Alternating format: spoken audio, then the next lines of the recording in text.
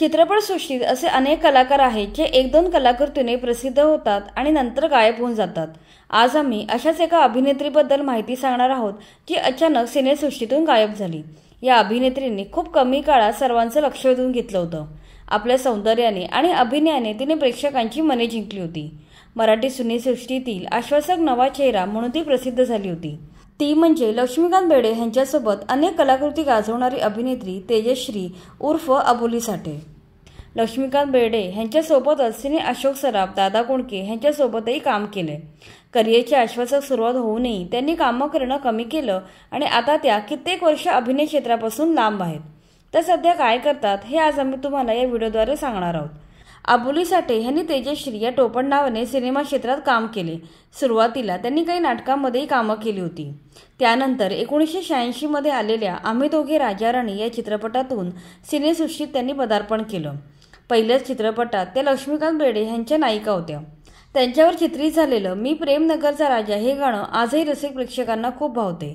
आपल्या पहिल्याच चित्रपटात त्यांनी बिकनी घालून खळबळ माजवली होती। पुढे 1987 साली खरं कधी बोलू नये या चित्रपटातून त्यांना पुन्हा लक्ष्मीकांत बेर्डे यांच्यासोबत काम करायची संधी मिळाली। याच वर्षी त्यांचा आनंदी आनंद नावाचा आणखी एक सिनेमा आला होता। यात त्यांनी अशोक सराफ आणि प्रशांत दामले यांच्यासोबत काम केलं होतं। पुढे 1988 मध्ये त्यांचे मज्जाच मज्जा, मला घेऊन चला हे दोन सिनेमे आले होते। मज्जाच मज्जा सिनेमात त्यांनी पुन्हा एकदा लक्ष्मीकांत बेर्डे आणि निळू फुले यांच्यासोबत काम केले। तर मला घेऊन चला मध्ये त्यांना दादा कोंडके यांच्यासोबत काम करायची संधी मिळाली होती। या सिनेमात त्यांनी निगेटिव्ह रोल साकारला होता। नंतर 1989 साली लक्ष्मीकांत बेर्डे आणि तेजश्री यांची जोडी पुन्हा एकदा पाहायला मिळाली। कमलाकर तोरणे यांच्या नुसती आफत या कॉमेडी मालिकेत या दोघांनी नवरा बायकोची भूमिका साकारली होती। नंतर त्या फेकाफेकी या चित्रपटातही एका छोट्या भूमिकेत दिसून आल्या होत्या। 1990 आलेला शुभपोल नार्या हा त्यांचा शेवटचा चित्रपट होता। त्यानंतर त्यांनी चित्रपटामध्ये काम करणं सोडून दिलं। हळूहळू त्या विस्मृतीत गेल्या।